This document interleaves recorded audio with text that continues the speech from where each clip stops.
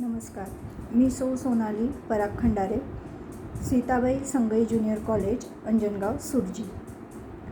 आज आपण वर्ग 12वा या 2020-21 या शैक्षणिक वर्षाकरिता जो न्यू सिलेबस आलेला आहे त्याची तोंड ओळख करून घेणार आहोत. वर्ग 12वा कला 2020-21 शैक्षणिक वर्ष. विषय राज्यशास्त्र. विषयाची ओळख करून घ्यायची आहे आणि या विषयामध्ये आपल्याला वर्षभरामध्ये एकूण 6 घटक शिकायचे आहेत. तर या 6 घटकांमध्ये एकंदरीत आपल्याला काय शिकायचं आहे हे थोडं सारांश रूपाने मी तुम्हाला सांगणार आहे. प्रकरण 1, 91 नंतरचे जग. यामध्ये आपल्याला पहिला मुद्दा शिकायचा आहे शीतयुद्धाचा शेवट आणि नव्या राष्ट्रांचा उदय. 1991मध्ये सोव्हिएत युनियनचं विघटन झालं आणि अनेक नवे देश जगाच्या नकाशावर आले. चेकोस्लोव्हियाचं विघटन, असे आपल्याला अनेक उदाहरणे यात बघायचे आहे. यामुळे एकध्रुवीयतेचा उदय झाला आणि द्विध्रुवीयतेचा अंत झाला, हा मुद्दा पण शिकायचा आहे. त्यात हे सगळं होत असताना मानवी हक्क पायदळीत उडवले गेले. तर मानवी हक्क म्हणजे काय, त्यांचं स्वरूप काय, त्याचा इतिहास काय, आणि हे मानवी हक्क बाधित ठेवण्यासाठी जो हस्तक्षेप केला गेला तो म्हणजे मानवतावादी हस्तक्षेप, हा मुद्दा पण बघायचा आहे. त्यानंतर दहशतवाद हा मुद्दा एक बघायचा आहे आपल्याला, की 1991 नंतर जागतिक दहशतवादात एकंदरीत जी काही वाढ झाली. सुरुवातीला फक्त मोजक्या देशांमध्ये दहशतवादाचा त्रास आहे किंवा दहशतवादाचे हल्ले होतात हा जो समज होता तो आता त्यांनी त्या दहशतवादाने म्हणजे एखाद्या ठिकाणी होणाऱ्या दहशतवादाने जागतिक स्वरूप प्राप्त केलं, हा मुद्दा यामध्ये बघायचा आहे. त्यानंतरचा शेवटचा मुद्दा या चॅप्टरमध्ये आहे बहुध्रुवीयता आणि प्रादेशिकतावाद. या बहुध्रुवीयतेमध्ये आपल्याला बघायचं आहे की भारत, चीन, ब्राझील, साऊथ आफ्रिका या देशांचा झपाट्याने विकास होतो आहे, अर्थव्यवस्थेची वाढ होते आहे. त्यामुळे कुठेतरी एकध्रुवीयतेचा अंत होऊन आता जगाची वाटचाल बहुध्रुवीयतेकडे होते आहे. त्यानंतर जागतिक दृष्टिकोनातून काही प्रादेशिक संघटना अनेक देशांनी एकत्र येऊन स्थापन केलेल्या आहेत. उदाहरणार्थ SAARC, Asian, EU, G20, G8 यासारख्या संघटनांचा अभ्यास आपल्याला करायचा आहे. प्रकरण 2, 1991 नंतरच्या महत्त्वाच्या संकल्पना आणि समस्या. जागतिकीकरण. 1991 साली भारताने जागतिकीकरण ही संकल्पना स्वीकारली आहे. तर त्या संदर्भात जागतिकीकरण म्हणजे काय, त्याचा अर्थ काय आणि त्याचे भारताच्या संदर्भात आर्थिक, राजकीय, सामाजिक, सांस्कृतिक काय परिणाम झाले. आर्थिक बाबीचा विचार केला तर FDI, मुक्त व्यापार, बहुराष्ट्रीय कंपन्यांचा उदय आणि वस्तूसोबतच बौद्धिक संपदेचा पण व्यापार. राजकीय बाबीचा विचार केला तर लोकशाहीचं विकसित रूप, राज्याचं बदलतं स्थान, NGOsची निर्मिती, सामाजिक सेवेच्या क्षेत्रामध्ये मानवी हक्क आणि विचारप्रणाली आणि त्याचे मतभेद, अर्थ, स्वरूप. सामाजिक आणि सांस्कृतिकमध्ये कुटुंब व्यवस्थेचं बदलतं स्वरूप, एकत्र कुटुंब पद्धतीकडून विभक्त कुटुंब पद्धतीकडे जी काही वाटचाल चालू आहे, राहणीमानात झालेला बदल, मग तिच्यामध्ये आहार, पोशाख, खानपान हे सगळं आलं यामध्ये. त्यानंतर आपल्या मूल्य आणि तत्वांमध्ये जो काही बदल होतो आहे पाश्चिमात्यांच्या संपर्कामुळे, मदर्स डे, फादर्स डे ही संकल्पना आपण स्वीकारली. त्यानंतर आपण अनेक गोष्टी पाश्चिमात्यांच्या पद्धतीने करायला लागलो आहे. तंत्रज्ञानाचा विचार केला तर तंत्रज्ञानामुळे आज जग एक वैश्विक खेडं बनलेलं आहे. वेग आणि व्याप्ती इतकी प्रचंड प्रमाणात वाढली आहे की एका क्षणात आज आपण समोरच्याशी बोलू शकतो, पाहू शकतो त्याला, सध्या आपण जे करत आहोत.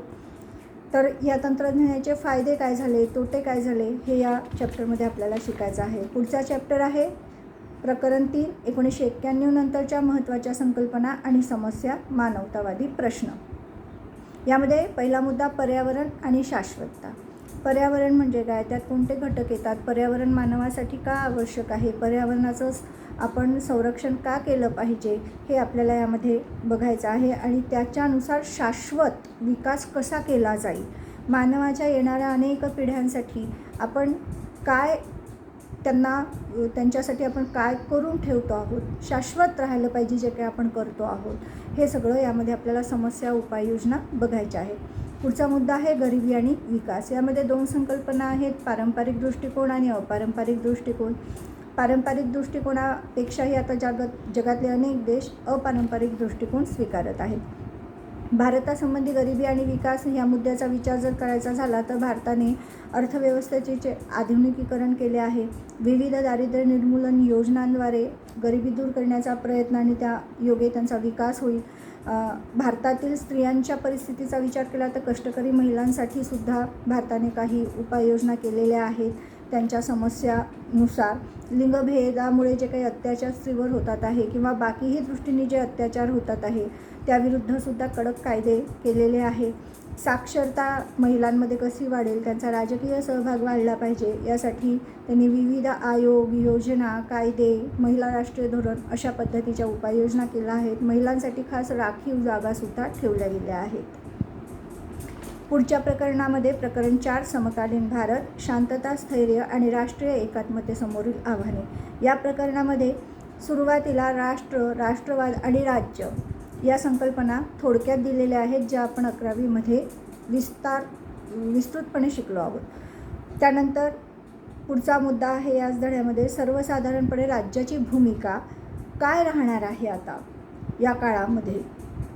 तर शांतता व सुव्यवस्थेची प्रस्थापना करणे, आर्थिक प्रगती करणे, सुशासनाद्वारे लोककल्याण साधणे आणि याद्वारे आर्थिक, राजकीय, शैक्षणिक, सामाजिक, सांस्कृतिक प्रगती करून आणणे, समानता, बंधुता, न्याय प्रस्थापणे, धर्मनिरपेक्षता रुजवणे आणि सगळ्यात महत्त्वाचं राष्ट्रीय ऐक्यासाठी राष्ट्रश्रेष्ठ ही भावना सर्वांच्या मनात निर्माण करणे.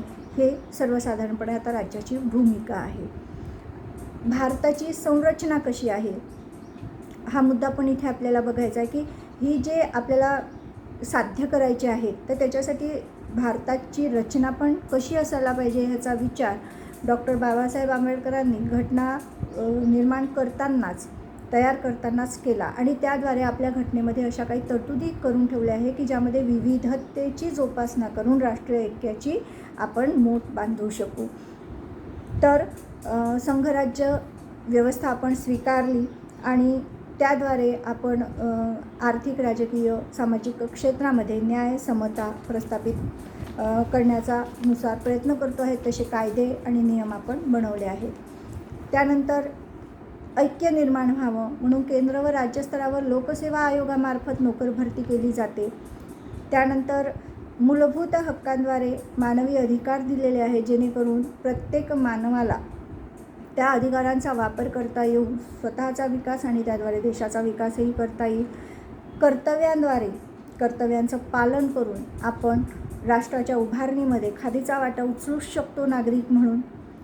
असं जरूर नाही की प्रत्येक वेळी तुम्ही सीमेवर जाऊन राष्ट्रसेवा केली पाहिजे. तर तुमचे जी काही कर्तव्य आहेत देशाप्रती ते जरी प्रामाणिकपणे आपण रोजच्या रोज पूर्ण केली तरी पण आपण राष्ट्राच्या उभारणीमध्ये खूप मोठं सहकार्य देऊ शकतो. विविध राष्ट्रीय प्रतीकांद्वारे एकता निर्माण व्हावी, कुठेतरी आपलेपणा निर्माण व्हावा की हे आमचं आहे, आमच्या देशाचं आहे.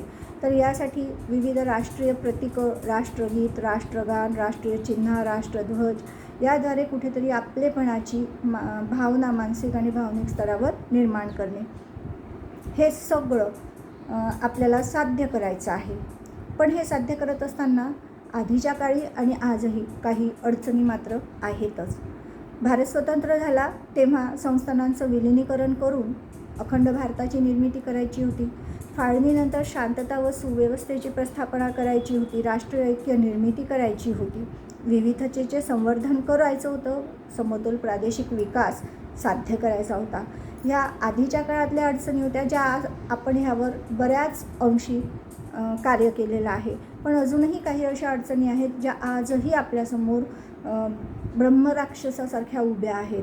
जसं प्रत्येक प्रदेशाचा समतोल विकास करायचा आहे. कोणालाही असं वाटू नये भारतीय नागरिकाला की माझ्यावर किंवा माझ्या प्रदेशावर अन्याय होतो आहे. त्यानंतर फुटीरतावाद, कुठेतरी ह्या प्रादेशिक विकासामध्ये असमतोल निर्माण झाल्यामुळे काही राज्यांमध्ये फुटीरतावादी संघटना निर्माण झाल्यात. उदाहरणार्थ काश्मीर, पंजाब. त्यानंतर दहशतवाद ही तर आज जागतिक समस्या बनलेली आहे, फक्त भारतापुरती आता ही मर्यादित नाही. आणि सुरुवातीला जो दहशतवाद फक्त काश्मीरपुरता मर्यादित होता, आता तो पूर्ण भारतामध्ये कुठेही कधीही हल्ले, विस्फोट हे होतं आहे. ही समस्या पण आहे. नक्षलवाद आहेच. कुठेतरी अन्यायाची जाणीव झाल्यामुळे तरुण पिढी नक्षलवादाकडे वळते आहे, शस्त्र हाती घेते आहे, मुख्य प्रवाहापासून दूर जाते आहे. तर हे सगळ्या अडचणी, ही अडथळे, ही आव्हाने आपल्याला यात शिकायची आहे. त्याबरोबरच काय उपाययोजना राहील, एक प्रशासनाने कोणत्या उपाययोजना करायच्या आहेत, त्याला नागरिकांनी कशी साथ द्यायची आहे आणि प्रशासन आणि नागरिक मिळून या आव्हानांवर मात करून आपण आपलं ध्येय, राष्ट्रीय ऐक्य आणि विकास हे कसं साध्य करू, हे या प्रकरणामध्ये आपल्याला बघायचं आहे. पुढचं प्रकरण आहे प्रकरण 5, समकालीन भारत सुशासन. लोकप्रशासनाचे राज्य केंद्रित रूप आता नागरिक केंद्रित झालेलं आहे. म्हणजे आता प्रशासन पहिले राज्याचा विचार करून चालायचं, आता मात्र प्रत्येक कृती करताना नागरिक हा केंद्रबिंदू आहे की कोणत्याही कृतीतून, योजनेतून नागरिकाला जास्तीत जास्त फायदा कसं होईल, सुविधा कशी होईल, या दृष्टीने आता शासन करताना सगळा हा विचार केला जातो. समकालीन भारतामधलं आपल्याला हे बघायचं आहे. तर हा काळ आहे 1970-75 ते आत्तापर्यंतचा. कसे कसे शासनामध्ये बदल होत गेले, शासनाचं स्वरूप कसं राज्य केंद्रितच्या ऐवजी नागरिक केंद्रित होत आलं, हे आपल्याला या काळामधलं बघायचं आहे.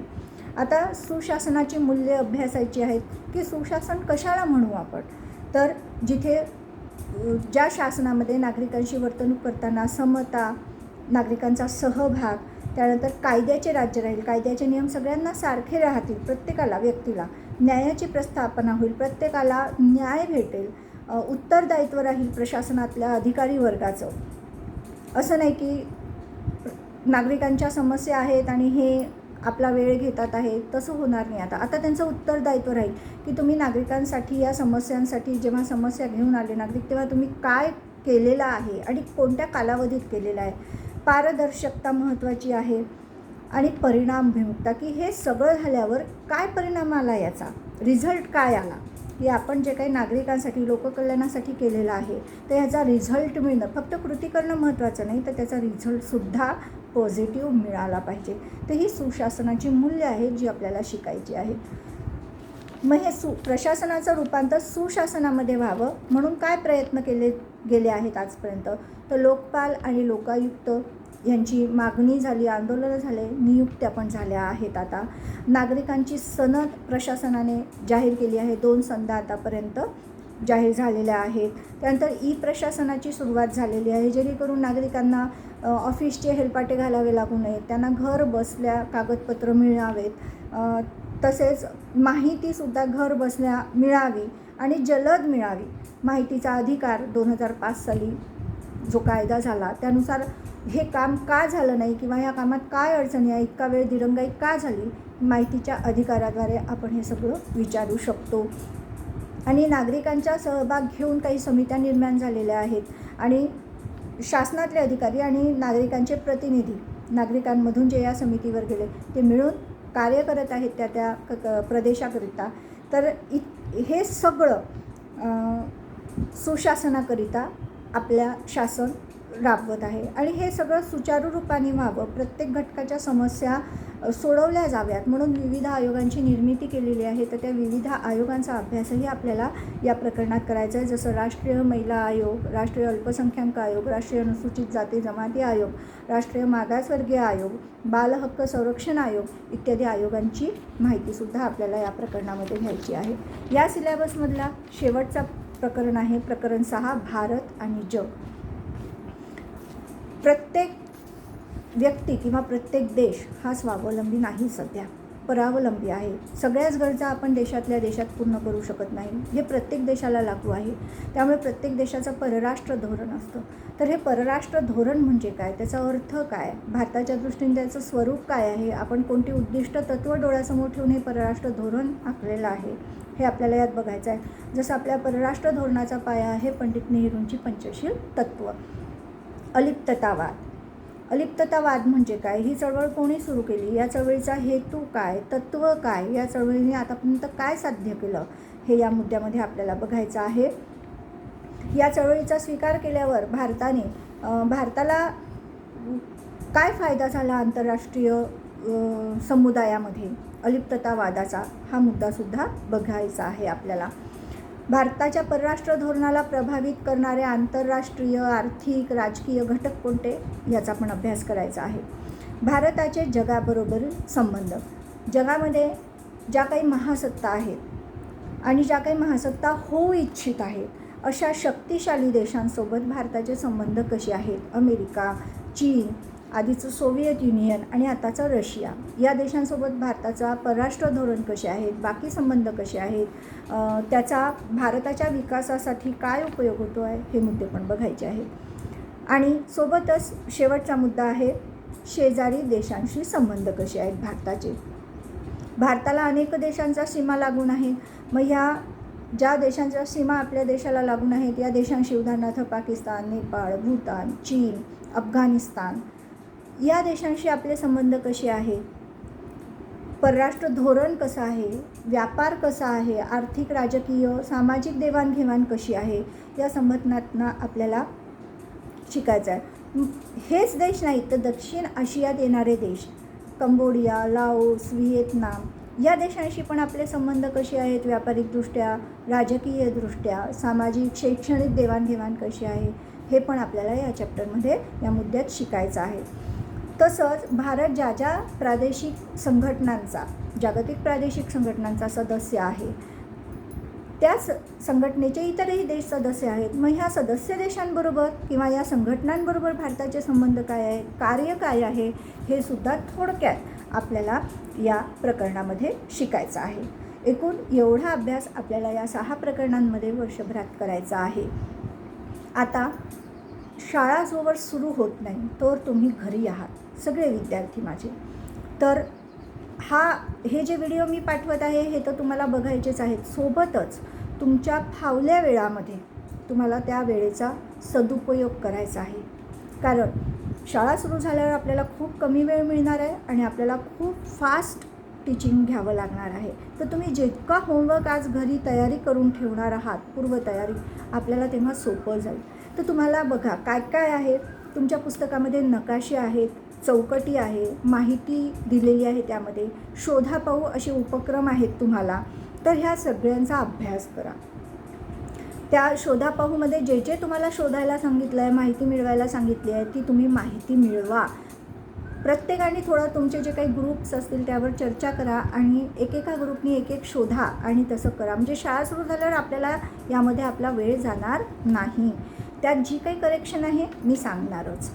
त्यानंतर नकाशाचं निरीक्षण करा. जे काही नकाशे दिले आहेत पुस्तकांमध्ये त्याचं निरीक्षण करा. मार्ग, खुणा काय काय दिलेलं आहेत त्या नीट अभ्यासा. त्यानंतर ज्या काही कृती करायला सांगितल्या आहे, शोधा पाहू, उपक्रम, त्या तुम्ही एका वहीमध्ये नोट्सच्या रूपात लिहून काढा. चार्ट तयार करा, संकल्पना चित्र तयार करा तुम्हाला जमतील तेवढे. त्यानंतर वेगवेगळ्या संघटनांची माहिती द्या. पुस्तकामध्ये अनेक संघटनांची नावं आलेली आहेत. जसं शांघाय कॉर्पोरेशन ऑर्गनायझेशन SCO म्हटलं आहे त्याला. त्यानंतर IORA या अशा संघटना आहेत. सार्क आहे, ASEAN आहे, G7 आहे, त्याच्यानंतर शेंगेन क्षेत्र आहे.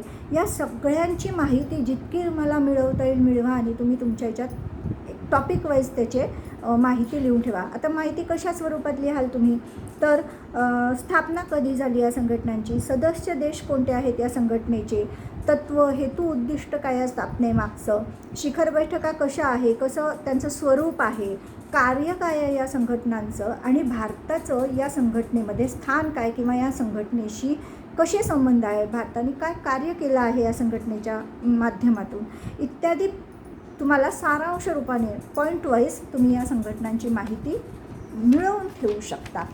तसंच सिलेबसमध्ये अनेक व्यक्तींची नावं आली आहेत की काही व्यक्ती भारताचा विचार केला किंवा जगाचा विचार केला तर प्रसिद्ध आहेत.